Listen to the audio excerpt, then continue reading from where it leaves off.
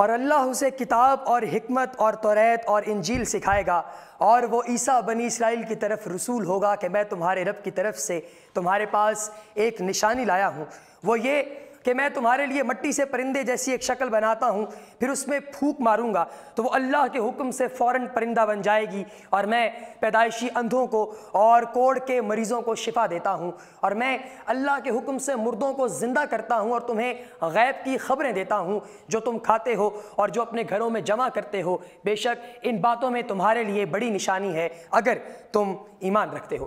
اللہ تعالیٰ نے حضرت عیسیٰ علیہ السلام کو بنی اسرائیل کی طرف رسول بنا کر بھیجا، اور دلیل کے طور پر اس زمانے کے حالات کے موافق بہت سے معجزات عطا فرمائے۔ آیت سے معلوم ہوتا ہے کہ حضرت عیسیٰ علیہ السلام صرف بنی اسرائیل کے نبی تھے، یہی بات موجودہ بائبل میں بھی موجود ہے، اور آیت میں حضرت عیسیٰ علیہ السلام کے 4 معجزات کا بیان ہے: مٹی سے پرندے کی صورت بنا کر پھونک مارنا اور اس سے حقیقی پرندہ بن جانا، پیدائشی اندھوں کو آنکھوں کا نور عطا فرما دینا، کوڑ کے مریضوں کو شفا یاب کر دینا اور مردوں کو زندہ کر دینا، غیب کی خبریں دینا۔ حضرت عیسیٰ علیہ السلام کے معجزات کی تفصیل آپ احباب کے سامنے پیش کریں کہ آپ پرندے کیسے پیدا کرتے تھے۔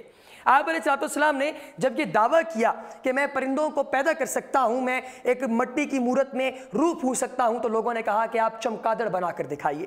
آپ نے ایسا ہی کیا، چمگادڑ کی مورت بنائی، اس میں پھونکا اور وہ اڑنے لگی۔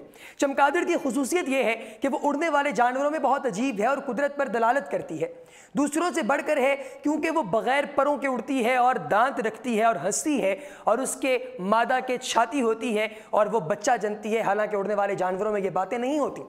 پیدائشی اندھوں کو آنکھوں کا نور عطا فرما دیتے تھے آپ علیہ السلام، اور کوڑیوں کو شفا یاب کرتے تھے۔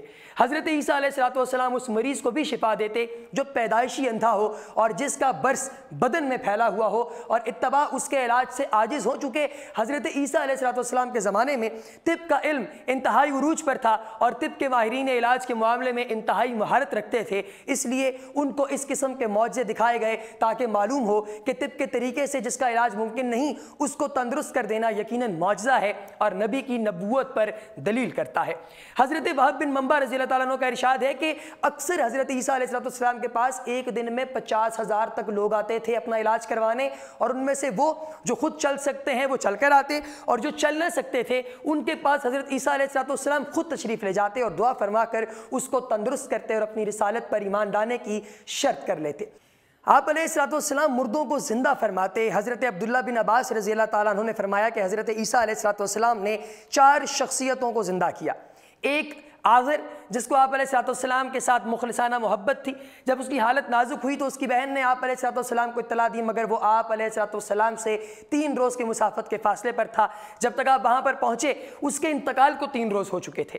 آپ نے اس کی بہن سے فرمایا ہمیں اس کی قبر پر لے چل، وہ لے گئی۔ آپ علیہ السلام نے اللہ تعالیٰ سے دعا فرمائی جس سے آذر حکم الہی سے زندہ ہو کر قبر سے باہر آ گیا اور کافی مدت تک زندہ رہا، اور اس کے ہاں اولاد ہوئی، اس کی شادی ہوئی۔ دوسرا ایک بڑھیا کا لڑکا تھا جس کا جنازہ حضرت عیسیٰ علیہ السلام کے سامنے جا رہا تھا۔ آپ علیہ السلام نے اس کے لیے دعا فرمائی، وہ زندہ ہو کر جنازہ اٹھانے والوں کے کندھوں سے نیچے اتر پڑا، کپڑے پہنے اور گھر آ گیا، پھر زندہ رہا، اس کے ہاں بھی اولاد ہوئی۔ اور تیسری ایک لڑکی تھی جو شام کے وقت مری، اور اللہ تعالیٰ نے حضرت عیسیٰ علیہ السلام کی دعا سے اس کو زندہ کیا۔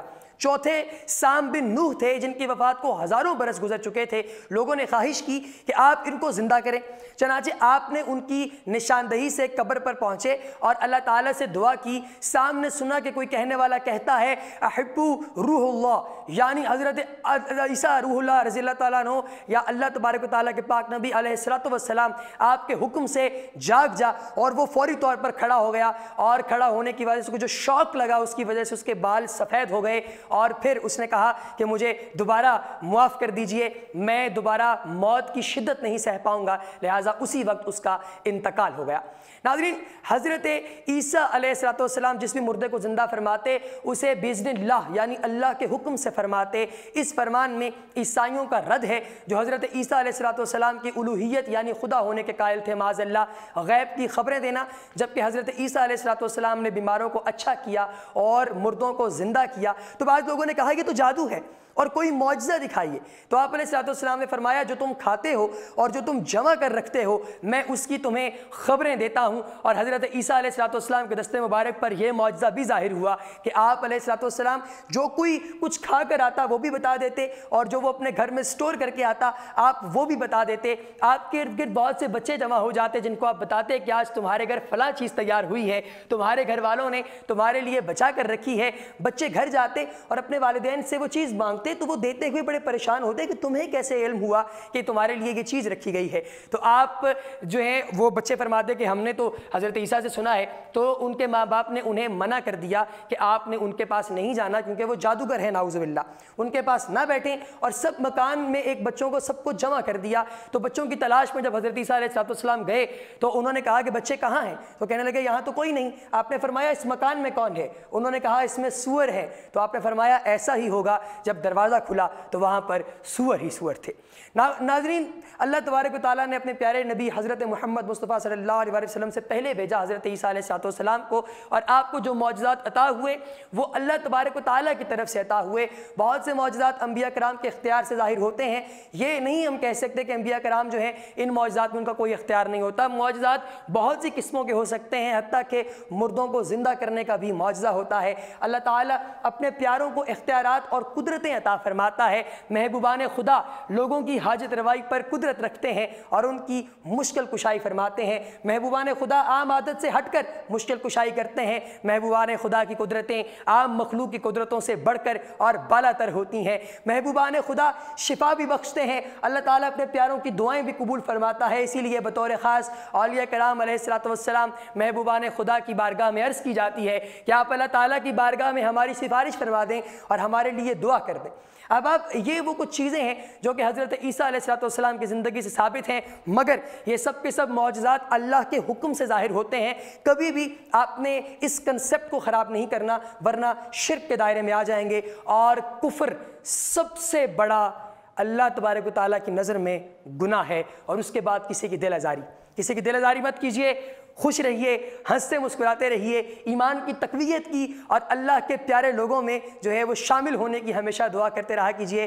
اہدنا الصراط المستقیم صراط الذین انعمت علیہم غیر المغضوب علیہم ولا الضالین، آمین یا رب العالمین۔